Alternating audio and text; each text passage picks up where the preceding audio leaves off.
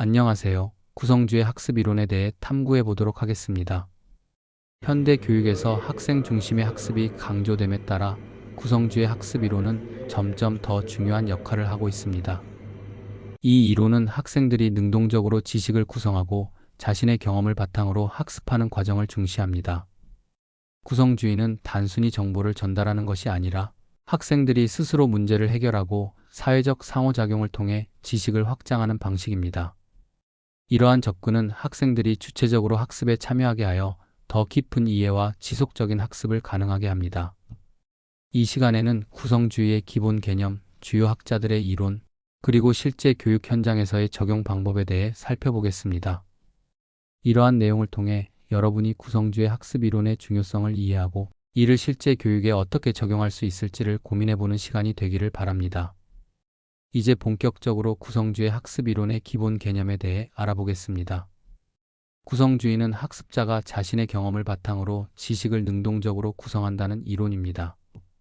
이는 단순히 정보를 수동적으로 받아들이는 것이 아니라 학생들이 자신의 경험과 사고를 통해 새로운 지식을 만들어 나가는 과정을 강조합니다.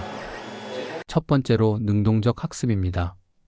학생들은 학습 과정에서 능동적인 역할을 하며 자신이 직접 경험하고 탐구하는 과정을 통해 지식을 형성합니다. 이 과정에서 학생들은 질문을 하고 문제를 해결하며 자신의 생각을 정리하는 기회를 갖게 됩니다. 이러한 능동적 참여는 학습의 깊이를 더해줍니다. 두 번째로 사회적 상호작용의 중요성이 있습니다. 학습은 혼자 이루어지는 것이 아니라 다른 사람과의 상호작용을 통해 더욱 풍부해집니다.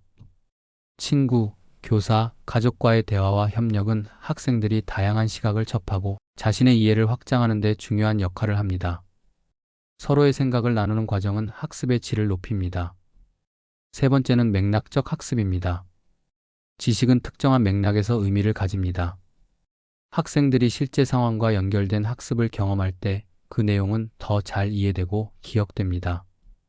예를 들어 이론적인 내용을 실제 문제에 적용해보는 경험은 학습의 효과를 높이는 데 기여합니다. 네 번째로 문제 중심 학습이 있습니다. 구성주의에서는 학생들이 실제 문제를 해결하는 과정에서 학습이 이루어집니다. 문제를 해결하기 위해 필요한 정보를 찾고 적용하는 과정은 비판적 사고와 창의적 문제 해결 능력을 기르는 데 도움을 줍니다. 이 과정에서 학생들은 스스로 해결책을 찾아가는 경험을 하게 됩니다. 마지막으로 자율적 학습입니다. 학생들은 자신의 학습 목표를 스스로 설정하고 학습 과정을 조절할 수 있어야 합니다. 이는 학생들이 주체적으로 학습에 참여하도록 유도하며 자기 주도적인 학습 습관을 기르는 데 기여합니다. 이제 장 피아제의 이론에 대해 살펴보겠습니다. 피아제는 아동의 인지 발달 과정을 연구한 심리학자로 그의 연구는 구성주의 학습 이론에 큰 영향을 미쳤습니다. 첫 번째로 인지 발달 과정입니다. 피아제는 아동이 인지적으로 성장하면서 4가지 단계로 발달한다고 주장했습니다. 이 단계는 감각 운동기, 전조작기, 구체적 조작기, 그리고 형식적 조작기입니다. 각 단계에서 아동은 세상을 이해하는 방식이 달라지며 새로운 정보를 기존의 지식 구조에 통합하거나 수정해 나갑니다. 예를 들어 구체적 조작기에서는 아동이 논리적 사고를 통해 구체적인 문제를 해결할 수 있게 됩니다. 두 번째로 경험과 지식의 통합입니다. 피아제는 아동이 새로운 정보를 기존의 지식과 연결하여 의미를 형성한다고 강조했습니다. 학습은 아동이 경험을 통해 자신의 이해를 발전시키는 과정입니다. 이 과정에서 아동은 자신의 경험을 바탕으로 세상을 이해하고 이를 통해 새로운 지식을 구축하게 됩니다. 이제 비고츠키의 이론으로 넘어가겠습니다. 비고츠키는 사회적 상호작용의 중요성을 강조한 심리학자로 그의 이론은 구성주의에 큰 기여를 했습니다.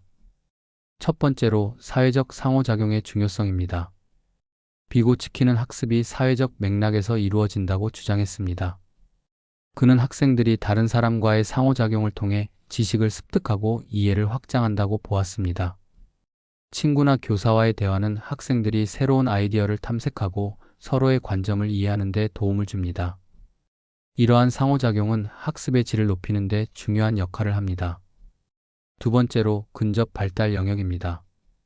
비고츠키는 근접 발달 영역이라는 개념을 통해 학생이 혼자서는 해결할 수 없는 문제를 다른 사람과의 협력을 통해 해결할 수 있음을 설명했습니다.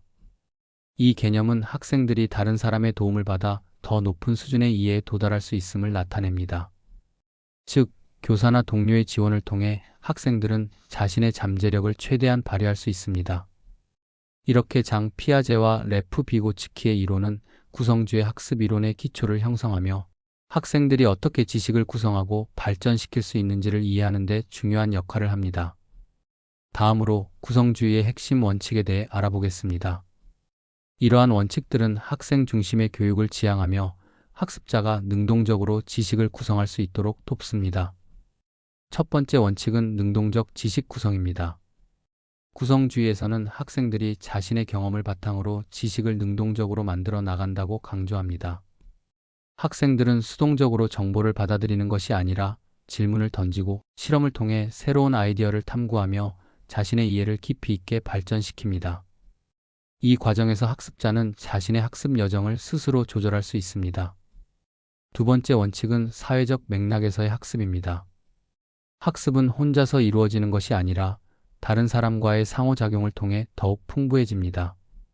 친구, 교사, 가족과의 대화와 협력은 학생들이 다양한 관점을 접하고 자신의 이해를 확장하는 데 중요한 역할을 합니다. 사회적 상호작용을 통해 학생들은 서로의 생각을 나누고 협력하여 문제를 해결하는 경험을 하게 됩니다. 세 번째 원칙은 실제 상황과의 연결입니다. 지식은 특정한 맥락에서 의미를 가집니다.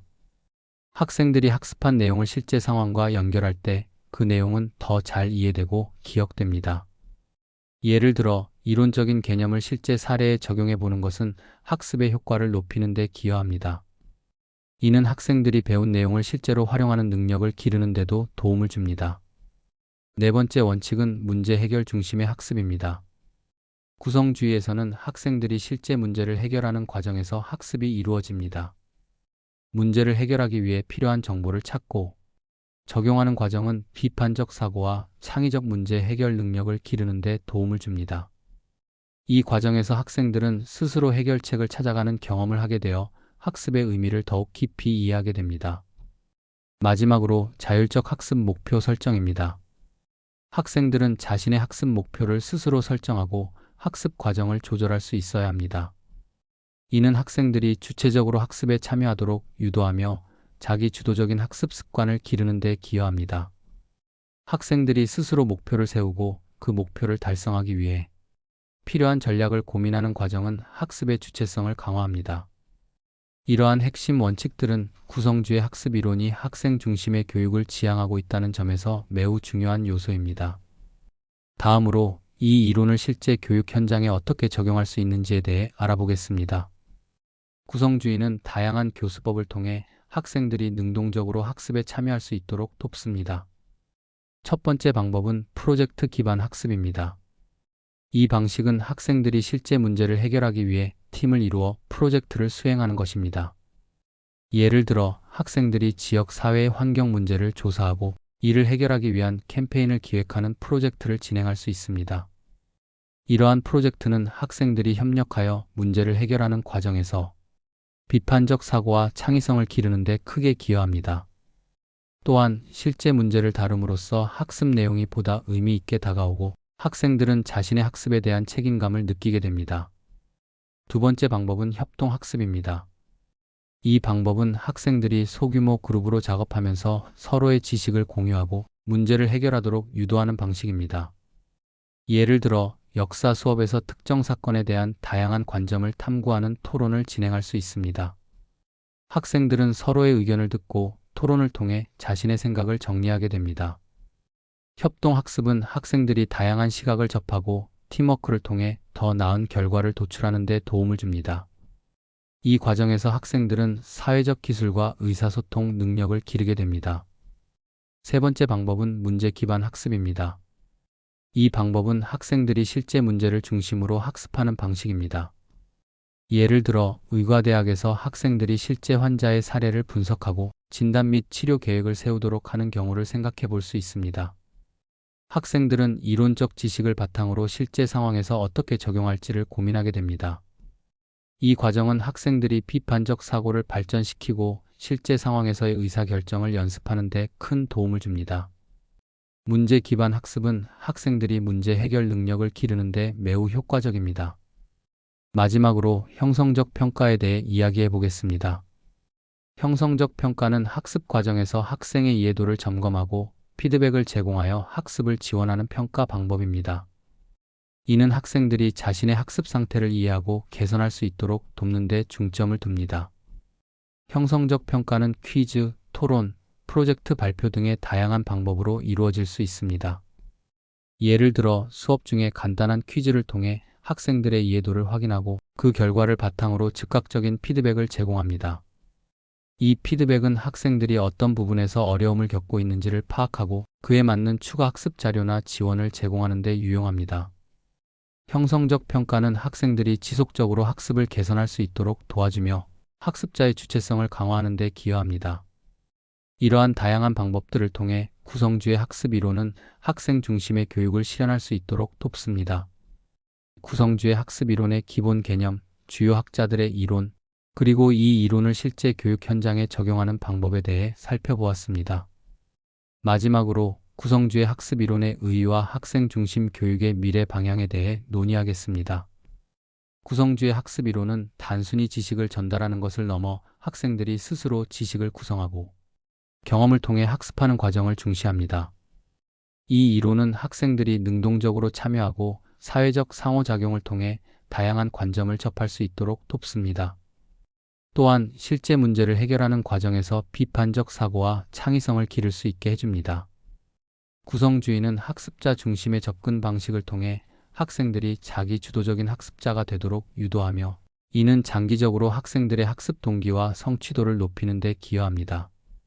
앞으로의 교육은 더욱 학생 중심으로 변화할 것입니다. 기술의 발전과 정보의 접근성이 높아짐에 따라 학생들은 다양한 자원과 정보를 활용하여 자신의 학습을 주도할 수 있는 기회를 갖게 됩니다. 이에 따라 교사는 단순한 지식 전달자가 아닌 학습을 지원하고 안내하는 역할로 변모해야 합니다. 또한 협력적 학습 환경을 조성하고 학생들의 다양한 배경과 필요를 반영한 맞춤형 교육이 중요해질 것입니다. 이는 학생들이 더 깊이 있고 의미 있는 학습을 경험할 수 있도록 도와줄 것입니다. 결론적으로 구성주의 학습 이론은 현재와 미래의 교육에서 핵심적인 역할을 하며 학생들이 지속적으로 발전할 수 있는 기반을 마련해 줍니다. 앞으로의 교육 현장에서 이 이론이 더욱 널리 적용되기를 기대합니다.